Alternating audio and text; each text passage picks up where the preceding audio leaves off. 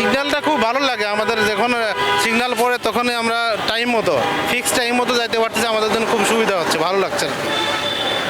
এটা হলেই সব থেকে বেটার মনে করি। আসলে ভুল করাটা অনেকেই বোঝে না যে সিগন্যাল যে দাগটা আছে, দাগটা পার হয়ে যায়, ক্যামেরা থাকে, ক্যামেরা যখন সোজা দাগটা ওভারটেক করে চলে যায়, ওই টাইমটাই আসলে মামলাটা হয়ে যায়।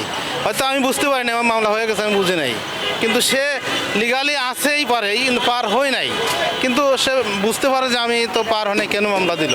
তো প্রকৃতভাবে ক্যামেরা ওভারটেক করার কারণে মামলাটা হয়ে যায়। আইন কানুন ঠিকই মানতেছি, কিন্তু আমরা আগের মতো যে যাত্রী বা আগের মতো যে রাস্তার মধ্যে একটা আমেজ ছিল, রাইড শেয়ার করে যেরকম একটা সন্তুষ্ট বোধ করতাম, এখন ওরকম পারতাছি না।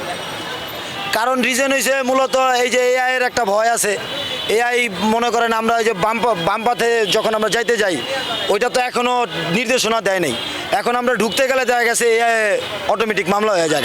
এটা যদি ঠিক করে দেয়, আশাবাদী আমরা সামনে ভালো কিছু করতে পারবো। অনেক রাস্তায় আমরা দ্রুত সময় যেতে পারতাম, এই ট্রাফিক সাইন মানে দাঁড়ানোর কারণে আমরা অনেক সময় দ্রুত সময় যেতে পারি না। দেখা গেছে বামের রাস্তাটা ছাড়া থাকে, তারপরে ওই লাল দাগের কারণে আমরা দাঁড়ায় থাকতে হয়। অনেক সময় যাত্রীও অনেক সময় হ্যারেস হয়ে যায়।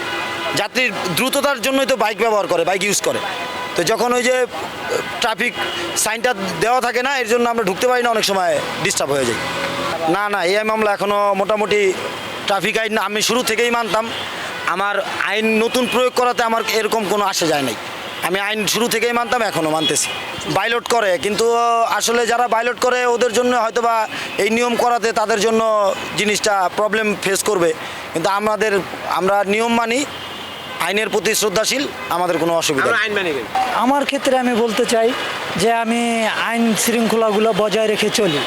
যেমন সিগন্যালে লাল বাতি জ্বললে আমি আর ওভারটেক করি না, এই জন্য আমি এখন পর্যন্ত এই মামলা টামলা খাই নাই, এবং অন্য বাইকাররাও মেনে চলে, কোনো প্রবলেম হয় না দেখা যায়। এই ক্ষেত্রে একটুকি এআই মামলা থেকে এআই মামলা যখন শুরু হয়েছে, এর আগে থেকে তখন আমি সিঙ্গেল বা কোনো রং রোড মারা এইসব আমি মারি নাই কখনো, আর ইনশাল্লাহ মারবো না আশা করি। কেননা আমি যদি ভালোভাবে চালাই এবং ভালোভাবে থাকি, তাহলে সেটা আমার জন্য ভালো। দেখা যাইতেছে আমি সারাদিনে 1000 টাকা মারবো, আর যদি আমি একটা রং রোড মারি বা ক্রসিং করি, তাহলে আমার 2000 টাকার মামলা। তাহলে আমার এইটা মেনে চলা ভালো না? 1000 গুণে ভালো আমি মনে করি। আমি সবাইকেই বলতে চাই যে আপনারা মেনে চলুন, আপনারা সতর্ক থাকুন।